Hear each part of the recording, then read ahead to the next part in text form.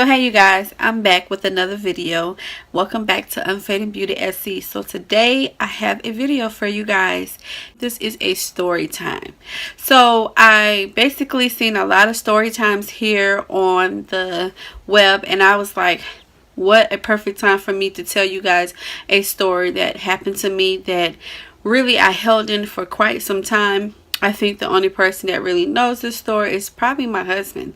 So yeah, it's been very deep down, hidden away, and I just felt like this story time can basically help somebody else. Either they've been through it, going through it now, and just basically an eye opener for those people out there that have children, such as myself and such as some of you guys that are watching this video. So without further ado, I want to tell you guys a story that happened to me back in my childhood.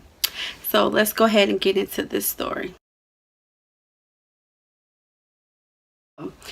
I can't remember what year it was, but I know for sure I was in elementary school, and I was raised up in, well, first of all, my father was was in the military. So basically we moved to South Carolina and we made South Carolina our home. So I basically was raised in South Carolina, Columbia to be exact. I'm just going to go ahead and tell you guys, I will not be saying the name. I will not be telling you guys which neighborhood it is.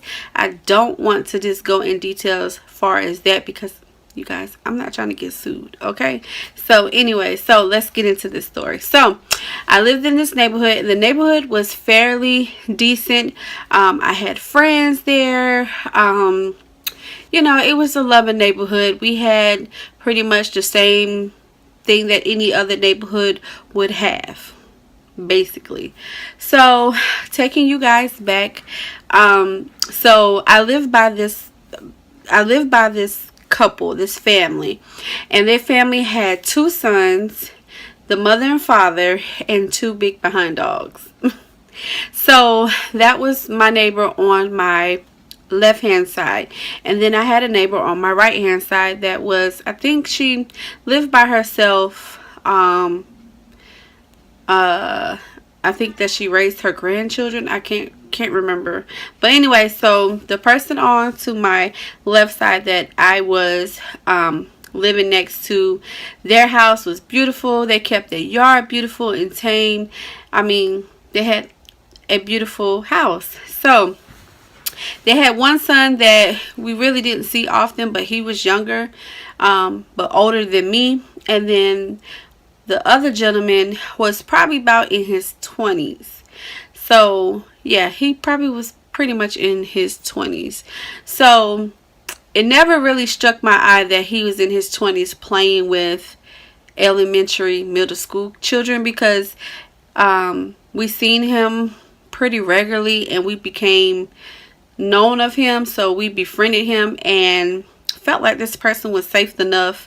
He just was that friendly, so we thought that he was just that friendly. So I'm going to take you guys back to the time that I thought, or I almost became a victim. So one afternoon, I believe it was kind of cold because I remember I had a jacket on.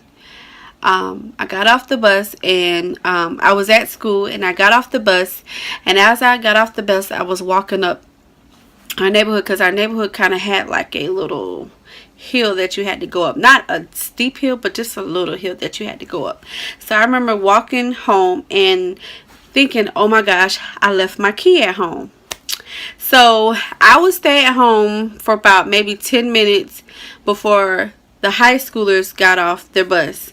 So I was home, I was walking up the street, and I realized, oh my gosh, I forgot my key. And normally my mama tells me, don't go to nobody's house, stay there until your brother gets there, basically. So I forgot my key, realized that I forgot my key. So I was like, okay, well, my brother is not far behind me, so I'm just going to go in the backyard and sit in the backyard. So the way that our house was, we have a driveway, and then before you get to the actual steps to go onto the porch, we have like a gate. So you have to undo the gate and walk in. So as I'm walking up the hill going home, everybody else is in their house and I'm basically outside alone. And I go and I open the gate and I'm like, okay, well, I'm gonna go sit on the back porch so nobody will actually see me just sitting in the front yard. So I go into the backyard, and I don't know, something just told me just to check and see if my back door was open. So I'm like, well, let me see. So I go and I wiggle the knob and the back door was locked. Why would it be unlocked anyway? But I don't know. I was in elementary school. So as I did that, I looked to my left and I see that my neighbor said, "Are you locked out?" And I'm like, yeah, I'm locked out. But at this time, you guys, remember that we befriended him, we knew him, we seen him, and he was my neighbor. So I'm like, yeah, I think I am locked out, but my brother is going to be on his way, so I'm good until he gets here. So he was like, well, no, let me come and help you. So I'm like, okay. So again, I didn't think nothing of it because he's my neighbor. So I'm like, okay. So he comes in the back and he wiggles the knob on the door and he's like, oh yeah, this door is locked. And I'm like, yeah, but don't worry about it because my brother will be on his way shortly. So he'll be here shortly. So the way that my backyard is, because we kind of live up the hill, you can kind of see down the hill to the front entrance of the neighborhood. So he's like, well, I'll try to help you. So he's like, well, let me try one of the windows. So the window that he went to was my room window. And I'm like, okay. So he's like pushing the window up, trying to get in. He's like, oh, I know I got the strength to open up the door. So he's like pushing the door. At that time, you guys, I was like, why is he so pressed on opening this window? So I stopped him. I was like, well, don't worry about it because my brother will be home soon. So don't even worry about it. He's like, no, I'm going to just keep trying. So at that time, it got awkward. And I thank God for intuition. The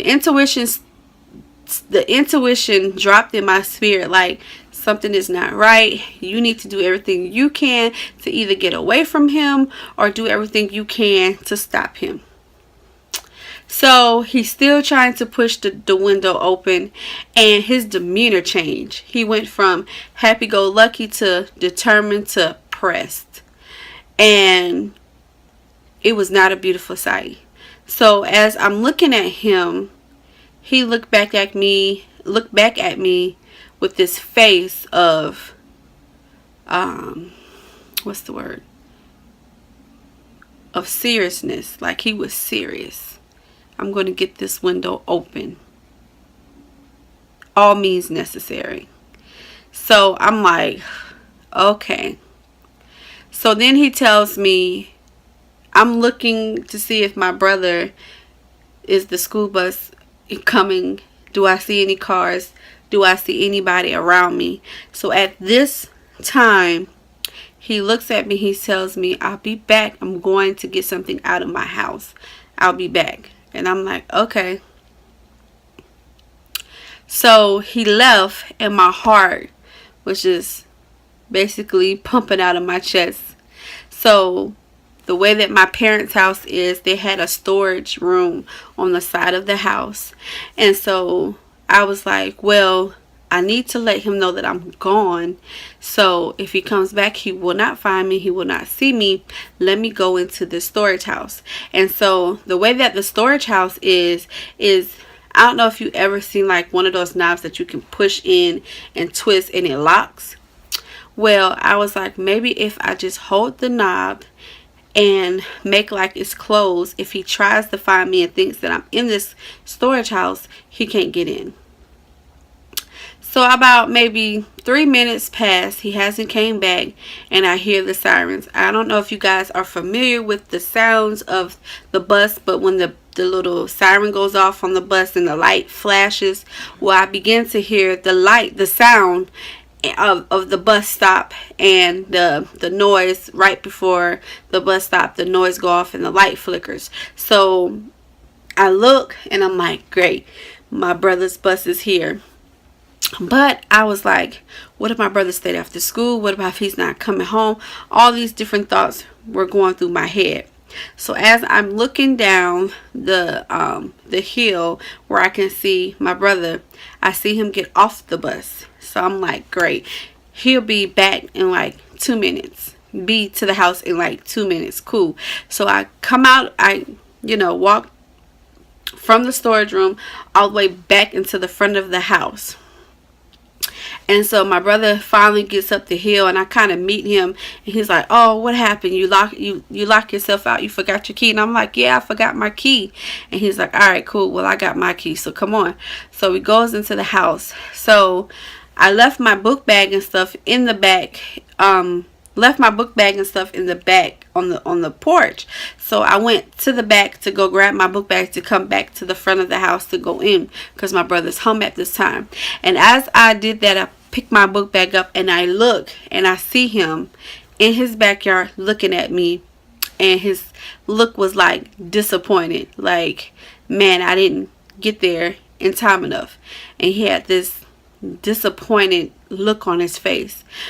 And I didn't say anything. I just looked at him and just put my head down and walked back in the house, and was just thanking God, number one, but thinking that my brother didn't forget his key and he came home. So yes, he came home, and I was just thankful that, number one, the guy didn't come back, and number two, that my brother came home and didn't stay after school.